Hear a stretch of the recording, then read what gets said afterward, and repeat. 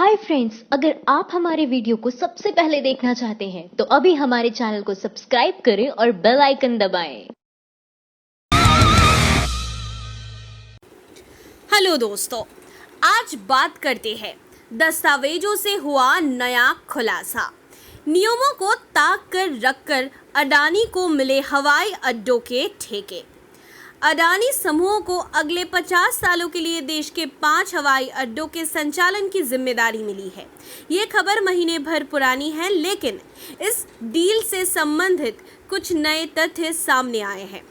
समाचार website news click ने कुछ दस्तावेजों के आधार पर आरोप लगाया है कि मोदी सरकार ने अडानी को ये ठेका देने के लिए सभी नियमों और सिफारिशों को ताक पर रखा है। प्रधानमंत्री नरेंद्र मोदी का कार्यकाल पूरा होने वाला है। मोदी सरकार के 5 साल के कार्यकाल में उन पर कई तरह के आरोप लगे। इन आरोपों में सबसे ज़्यादा आरोप उद्योगपतियों के लिए काम करने का था, और इनमें से भी जिन उद्योगपति का नाम उनसे सबसे ज़्यादा जोड़ा गया वो है अडानी ग्रुप के मालिक गौतम अडानी। और जाते जाते भी मोदी सरकार गौतम अडानी को एक बड़ा तोहफा देकर गई है। दरअसल गौतम अडानी को जिन हवाई अड्डों के संचालन का ठेका मिला है उसके लिए समिति बनाई गई थी और उनकी कई बैठकें भी हुई। इसके अलावा वित्त मंत्रालय और नीति आयोग का भी इसमें रोल रहा। इनका मुद्दा था कि हवाई अड्डों का संचालन और विकास निजी कंपनियों के हाथों में दिया जाए या नहीं, और अगर दिया जाए तो उसके नियम क्या हो। समिति ने डील के लिए कई सिफारिश और नियम बनाए। अब आरोप लगा है कि मोदी सरकार ने इन सभी सिफारिशों और नियमों को ताक पर रखते हुए गौतम अडानी की कंपनी को 5 हवाई अड्डों का संचालन दिया। अब बताते हैं कि किस आधार पर ये आरोप सरकार पर लगे हैं। मोदी सरकार ने इन हवाई अड्डों के संचालन को निजी हाथों में देने की बात दिसंबर 2014 से करनी शुरू की थी। तब ही देश के सबसे बड़े और अन्य अधिकतर हवाई अड्डों का संचालन करने वाले सरकारी प्राधिकरण एयरपोर्ट अथॉरिटी ऑफ इंडिया ने इसकी आलोचना की थी। उनका कहना था कि एएआई इस काम को बखूबी कर रही है और इसका सबूत इसका रिकॉर्ड है। एएआई को वर्ष 2017-18 में 28,001.6 करोड़ रुपए का मुनाफा हुआ था और इसका कैश रिजर्व 14,201.1 करोड़ रुपए है। इसके बावजूद भी सरकार ने निजीकरण की प्रक्रिया को आगे बढ़ाया। वैसे तो ये कार्य भी मिनिस्ट्री ऑफ सिविल एविएशन का है, लेकिन पता नहीं क्यों प्रधानमंत्री मोदी ने खुद इसमें दिलचस्पी दिखाते हुए इसे शुरू करने के लिए हस्तक्षेप किया है। अप्रैल 2018 में प्रधानमंत्री कार्यालय ने नीति आयोग और वित्त मंत्रालय के डिपार्टमेंट ऑफ इकोनॉमिक अफेयर्स को लिखा कि वो मॉडल बनाए जिसमें हवाई अड्डों को एयरपोर्ट अथॉरिटी ऑफ इंडिया के हाथ से निकालकर उनका संचालन निजी कंपनियों के सौंपने का तरीका बताया जाए। नवंबर 2018 में प्रधानमंत्री मोदी की अध्यक्षता में केंद्रीय कैबिनेट और एम्पावर्ड ग्रुप ऑफ सेक्रेटरी की बैठक हुई। ईजीओएस के अध्यक्ष नीति आयोग के अध्यक्ष अमिताभ कांत थे और इसके अन्य सदस्यों में मिनिस्ट्री ऑफ सिविल एविएशन और डीईए के सेक्रेटरी थे। इसमें इस संबंध में चर्चा की गई। सरकारी काम अपनी देरी के लिए मशहूर है, लेकिन ये काम इतनी तेजी से चला कि डिपार्टमेंट ऑफ इकोनॉमिक अफेयर्स ने इसे लेकर कई सवाल खड़े कर दिए।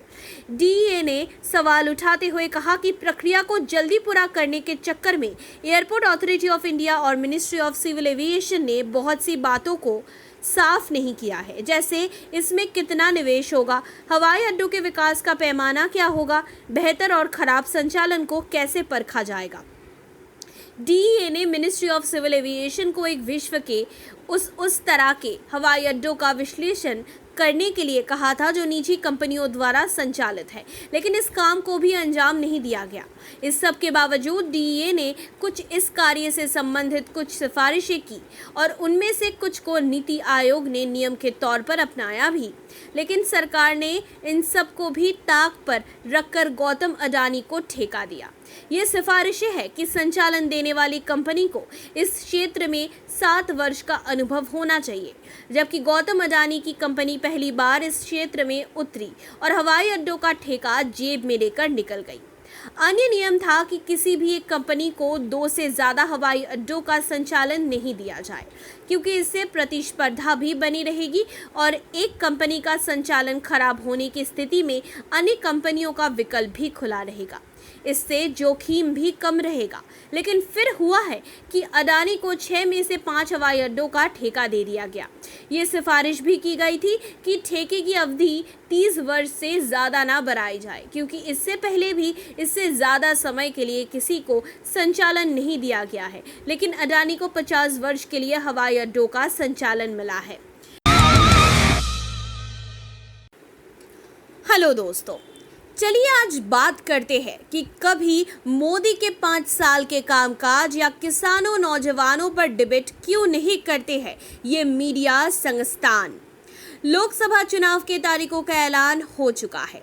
बीजेपी अपना कार्यकाल खत्म कर फिर एक बार नरेंद्र मोदी को चेहरा बनाकर चुनाव लड़ रही है। मोदी चुनावी रैलियों में अपने कार्यकाल का हिसाब देने के वजह विपक्षी दलों से हिसाब मांग रहे हैं। धर्म राष्ट्रवाद सेना का जमकर इस्तेमाल हो रहा है। रोजगार, महिला सुरक्षा, पर्यावरण आदि जैसे जन कल्याणकारी मुद्दे चुनाव से गायब है। हर साल 2 करोड़ युवाओं को रोजगार देने के वादे पर बात नहीं हो रही है। गंगा सफाई पर बात नहीं हो रही है। आदर्श ग्राम योजना पर बात नहीं हो रही है। 100 स्मार्ट सिटी कहाँ बनी है ये नहीं पूछा जा रहा है। कितना कुछ है पूछने को, लेकिन सत्ता की गोदी में बैठी मीडिया बीजेपी का एजेंडा चलाने में व्यस्त है। बीजेपी की तरह विपक्ष पर हमला करने में व्यस्त है। कोई ऐसा दिन नहीं बीत रहा है जब न्यूज़ चैनल बीजेपी द्वारा उछाले मुद्दे पर बहस ना करते हो। ऐसा लगता है मानो न्यूज़ चैनल हर रोज बीजेपी की तरफ से टॉपिक मिलने का इंतजार करते हो। बस रोज वही खोखले मुद्दे जिससे आम जनता के जीवन में कोई लाभ नहीं मिलने वाला है। जन विरोधी बन चुकी मीडिया में आज भी बीजेपी के लिए टॉपिक पर ही बहस हो रही है। दरअसल आज अचानक समझौता एक्सप्रेस ब्लास्ट केस में फैसले की कॉपी सार्वजनिक हुई। फैसले की कॉपी में बीजेपी को अपनी असफलता छिपाने का मौका दिखा और बीजेपी ने लपक लिया। अरुण जेटली ने प्रेस कॉन्फ्रेंस पर कांग्रेस पर हमला बोला। कहा इस केस में आरोपियों के खिलाफ कोई सबूत नहीं था, सिर्फ हिंदू समाज को कलंकित किया गया। इसकी जिम्मेदार कांग्रेस और यूपीए है। अब बीजेपी ने मामले को उछाला तो इसे गोदी मीडिया द्वारा लपकना लाजमी था, सो लपक लिया। हिंदी न्यूज चैनल आज तक, जी न्यूज, न्यूज 18 तीनों पर 1 घंटे आगे पीछे इसी मुद्दे पर बहस हुई। आज तक के शो दंगल का टॉपिक था हिंदू आतंकवाद से दाग धुलेंगे। जी न्यूज के शो ताल ठोक के का टॉपिक था हिंदुओं को आतंकी बताने की सजा 2019 में देगी जनता। हेलो दोस्तों, आज हम बात करेंगे झारखंड में भी बीजेपी ने किया आचार संहिता का उल्लंघन। जेएमएम ने पूछा, क्या बीजेपी कानून से बढ़कर है? आचार संहिता लागू होने के बावजूद देश में उसका उल्लंघन बार बार किया जा रहा है। बीजेपी ने तो शायद कसम खा रखी है कि ये इसका पालन बिल्कुल नहीं करेंगे। दिल्ली, ओडिशा के बाद अब झारखंड में भी आचार संहिता का उल्लंघन हुआ है। रांची में बीजेपी ने सड़क किनारे में भी चौकीदार का बड़ा सा बैनर लगा रखा है। बैनर पर पब्लिशर का नाम और पता नहीं लिखा हुआ। ये सीधे तौर पर मॉडल कोड ऑफ कॉन्डक्ट का उल्लंघन है। झारखंड मुक्ति मोर्चा ने ट्विटर पर इस बैनर की तस्वीर शेयर करते हुए सवाल उठाया है। झारखंड मुक्ति मोर्चा ने अपने ट्वीट में चुनाव आयोग के प्रवक्ता और रांची के डीसी को टैग किया है। लिखा है, क्या चुनाव आयोग बीजेपी द्वारा आचार संहिता के उल्लंघन की तहकीकात कर सकता है? झारखंड मुक्ति मोर्चा ने ट्वीट में आगे लिखा कि इस पर पब्लिशर का नाम और पता नहीं छपा हुआ, जबकि पार्टी का चिन्ह और प्रधानमंत्री मोदी की तस्वीर का साफ दिख रही है। क्या बीजेपी कानून से बढ़कर है? बैनर पर प्रधानमंत्री मोदी की तस्वीर के साथ लिखा है, झूठ के कृपाल पर सत्य का प्रहार, मैं भी चौकीदार। यह बैनर रांची में लगाया गया है और हाल ही में चल रहे मैं भी चौकीदार कैंपेन का हिस्सा है। इस बैनर के जरिए जनता से अनुरोध किया गया है कि ये 31 मार्च को नरेंद्र मोदी के साथ होने जा रही बातचीत में हिस्सा लें। बता दें 31 मार्च को मोदी अपने समर्थकों से बात करेंगे। 500 अलग अलग जगहों से लोगों को मैं भी चौकीदार प्रोग्राम से जोड़ने की तैयारी है। मॉडल कोड ऑफ कंडक्ट के अनुसार ऐसे किसी भी बैनर या फ्लेक्स बोर्ड जिस पर पार्टी की लीडर की तस्वीर का इस्तेमाल हुआ है उस पर पब्लिशर का नाम और पता लिखा होना अनिवार्य है। ऐसे में झारखंड में लगे पार्टी के बैनर पर पब्लिशर का नाम पता ना होना खुलेआम आचार संहिता का उल्लंघन है। बीजेपी बिना रुके इस गलती को दोहराती जा रही है। हेलो दोस्तों, लाइव डिबेट में भाजपा नेता ने किसान को जूता लेकर दौड़ाया। क्या सच में जूतेबाज पार्टी हो गई है बीजेपी? चलिए दोस्तों, आज के वीडियो के जरिए इसके बारे में बात करते हैं। पिछले दिनों बीजेपी सांसद और विधायक के बीच जूताबाजी का मामला काफी चर्चा में रहा था। अब उन्हीं के नक्शे कदम पर बीजेपी अन्य नेता भी चलने लगे हैं।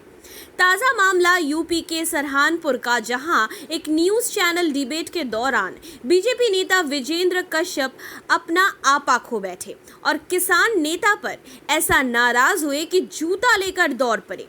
इस शो में शामिल हुए सभी हैरान रह गए। दरअसल बीजेपी नेता विजेंद्र कश्यप दावा कर रहे थे कि यूपी की योगी सरकार ने 60% से अधिक किसानों की बकाया धनराशि चीनी मिलों ने भुगतान कर दिए है। इसके जवाब में भारतीय किसान यूनियन से जुड़े अरुण राणा ने आंकड़े पेश करते हुए कहा कि योगी सरकार के 2 साल कार्यकाल में सिर्फ 15% गन्ना किसानों का बकाया दी पाई है। अब ठीक से इस बयान पर बीजेपी नेता को आंकड़े के जरिए ही जवाब देना था, मगर वो किसान नेता पर बिफर पड़े और अपने पैर से एक जूता निकालने हुए कुर्सी से उठाकर किसान नेता की तरफ बढ़े तो उनके कार्यकर्ताओं ने उन्हें काबू में किया और मामला शांत कराया गया। मगर जूता निकाल लेना ही अपने आप में जूता मारने के बराबर है। ऐसे में बीजेपी नेता कब तक ऐसे रवैया पेश करते रहेंगे और लोकतंत्र का मजाक बनाते रहेंगे? हेलो दोस्तों, 12 लाख करोड़ के वजह 10.2 नए लाख करोड़ टैक्स ही जुटा सका आईटी विभाग। टैक्स बोर्ड ने लगाई फटकार। चुनाव आने वाले हैं, कुछ महीनों में नई सरकार बनेगी। पुरानी सरकार के जाने के साथ ये वित्तीय वर्ष भी खत्म होने वाला है। केवल 3 दिन और रह गए हैं। Central board of direct tax ने आयकर विभाग के वरिष्ठ अधिकारियों को कड़ी चेतावनी भेजी है। इस बार यानी 2018-19 के बजट में प्रत्यक्ष कर की वसूली का लक्ष्य 12 लाख करोड़ रखा गया था। वित्त वर्ष की समाप्ति में मात्र 4 दिन शेष रह गए हैं और वसूली अपने लक्ष्य से 2 लाख करोड़ पीछे है। देश के लिए ये हालत चिंता का विषय है। अभी तक 10.2 नए लाख करोड़ आयकर ही जमा हो सका है। इसके पहले वित्त वर्ष की तुलना में 12.5% अधिक वसूली हुई है, मगर बजट में तय किए गए लक्ष्य से अभी काफी पीछे है। सीबीडीटी ने कहा कि नियामक मूल्यांकन कर में नकारात्मक चढ़ाव दिख रहा है। मार्च मध्य तक -5.2% से बढ़कर -6.9% हो चुका है। सीबीडीटी ने बताया कि बोर्ड ने आईटी अधिकारियों के साथ विभिन्न संचारों के माध्यम से रणनीतियों पर चर्चा की है और ये उम्मीद की गई थी कि इस समय तक उनकी रणनीतियां सफल हो जाएगी। हालांकि आंकड़े एक अलग कहानी बताते हैं। सीबीडीटी के तत्काल कार्रवाई के लिए कहा है, खासकर कि बकाया एरियर की वसूली। वर्तमान मांग के संबंध में टारगेट हासिल करने की चेतावनी भी दी गई है। आईटी अधिकारी ने इस पर सफाई दी है। उनका कहना है कि अंतरिम बजट 2019-20 में 50 करोड़ रुपए की वृद्धि ने परिशोधित लक्ष्य को प्राप्त करने के कार्य को कठिन बना दिया है। हालांकि विभाग लगातार रेवेन्यू बढ़ाने और आ रही कमी को कम करने का प्रयास कर रहा है, लेकिन मौजूदा गति के हिसाब से 50,000 से 60,000 करोड़ का शॉर्टफॉल मुमकिन है। साफ है, देश में अर्थव्यवस्था उथल पुथल हो रखी है। चुनाव आ रहे हैं, मुद्दे भी बहुत है। जरूरी है गाय, जाति, धर्म और भीड़ में खुद को भक्त ना बनाइए। अर्थव्यवस्था देश के लिए उतनी ही जरूरी है जितना पेट के लिए खाना। सरकार अपनी नाकामियों को छिपाएगी, भाषण में डीआरडीओ की उपलब्धियां गिनवा सकती है, पर उनकी नाकामियों पर नजर रखना अहम है। माइंड द न्यूज रूम की रिपोर्ट। Thank you for watching our video. अगर आपको हमारी वीडियो पसंद आई हो तो इसे लाइक जरूर करें और हमारे चैनल को सब्सक्राइब करना ना भूलें।